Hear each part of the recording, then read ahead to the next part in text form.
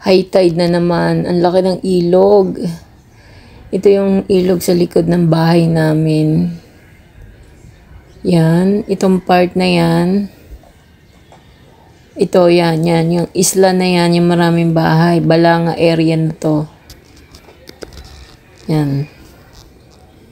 Yung kahabaan na yan. Tapos, yung lugar na yan, yung diretsong ilog na yan, palabas na yan ng dagat. Palabas ng ilog, papunta na yan sa dagat. Oh. So, ngayon ay palaki ang tubig kasi high tide. Ito yung ilog ito diretso sa Balanga. Dito lumalabas yung tubig galing Balanga. Diretso sa dagat. So, ang area namin, Pilar. Pilar kami. Pilar Bataan, yan, yung kabila na yan, Balanga City. Tapos, yan, yung diretso na yan ang papuntang Pabalanga. Pabalanga yan. So, ang laki. Pagbaha yan, ako, napakalaki. Yan, o. Kapitbahay namin to, itong lugar na kinatatayuan ko. Ito na yung palabas. Yan, tingnan nyo, lumalabas ang tubig. Pumapasok pala ang tubig papunta sa baryo. Yan, o. So, yan na yung papunta sa kalsada, yung main road. Yan.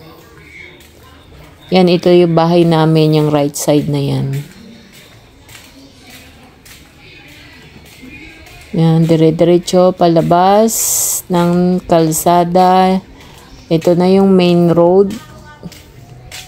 Yan, pumapasok na ang tubig. Yung high tide. Ang taas ng tubig ngayon ay 1.7. Yan, unti-unti nang lumalaki.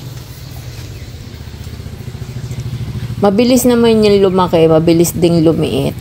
Kagandahan lang dito sa amin kahit nagaganyan. Pag yung pagliit ng high tide, sabay na rin yung paglabas ng tubig. Yung pagwala ng tubig din. Nagkakaganyan lang pag high tide.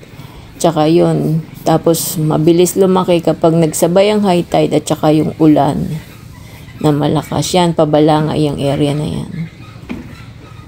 Papunta dun sa Balanga. Ito, papunta yan sa dagat. Yan, yung lugar na yan. Yan, dire-diretso pa ibaba. Ito ang aming lugar.